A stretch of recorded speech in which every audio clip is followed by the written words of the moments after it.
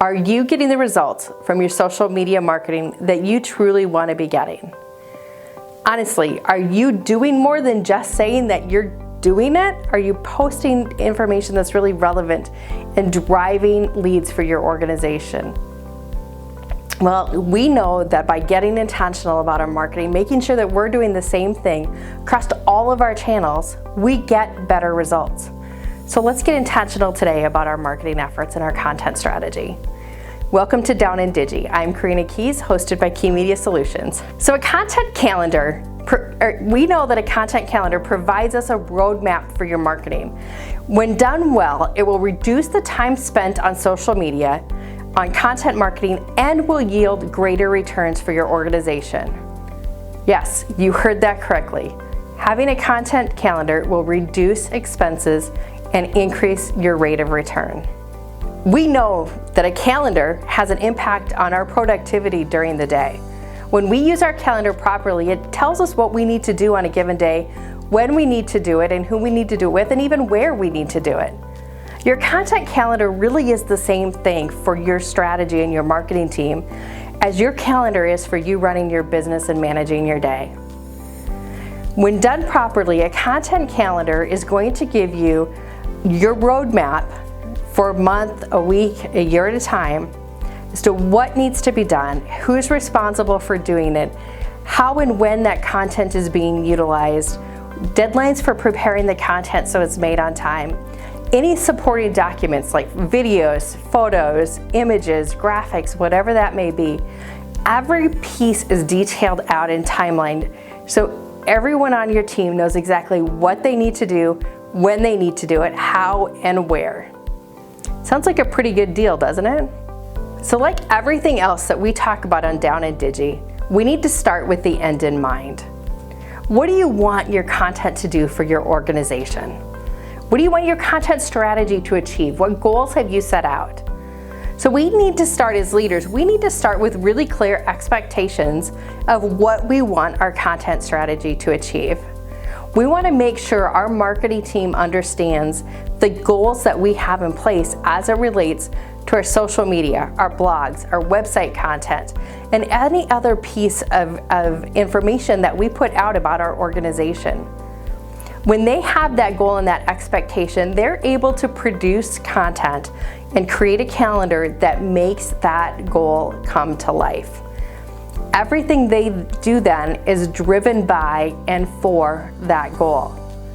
That doesn't mean our social media becomes super salesy, because we know that that's not going to work for your organization as well. But it allows them to create content that's intentional to your target audience and to the outcomes that we want to achieve. Your content calendar should be able to provide the structure that your team needs in order to do just that, to execute on your goals. Each piece of content should be plotted out on the calendar. It should have the goal for each individual post or each individual blog that's created. It should include who is responsible for researching, for developing the idea and putting the final production and proofreading into place. We want to know exactly when it's going to be posted and where that information is going to be posted. Is it going to live on LinkedIn? Is it going to live on Facebook? Is it going to be a YouTube video, or is it going to be blog content or a podcast? And is it going to be cross-promoted? Are we going to use that content for multiple pieces and multiple placements? All of that information should be detailed on your content calendar. We need to know exactly when the research needs to be done, when the piece should be posted, how and where it should be posted, any images that will accompany it, and the call to action that should be included within that piece of content. The key to having a successful content strategy is really by assigning the ownership. You as the owner of a business should not own your content calendar. I will be the first to tell you, when that happens, it fails. I have too many other things on my plate. You want to assign it to your team, and you want one person on your team to really own it and be responsible for it. They need to be the accountable person to make sure that it's completed and then all the tasks are assigned. They don't need to be the person to do every task necessarily, but they are accountable to making sure that they get done. Once you have a content calendar in place and you know that it's driven by your organizational goals and objectives, it becomes an accountability piece for your organization as well. You can now go back and ask, how are we doing on our strategy? Are we meeting the objectives that we have in place? Are we hitting the timelines and the deadlines that we have around our content calendar? With a little bit of time invested in developing your content calendar and establishing a process around utilizing that content calendar, your team is going to be more efficient. They're going to be able to do more and spend less time on doing more. And your company is going to reap the rewards.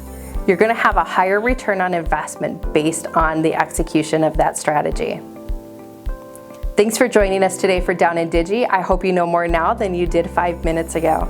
If you have any questions or would like to discuss this further, please leave it in the comments below or go ahead and reach out to me. I'd love to have that conversation. Until next week, cheers.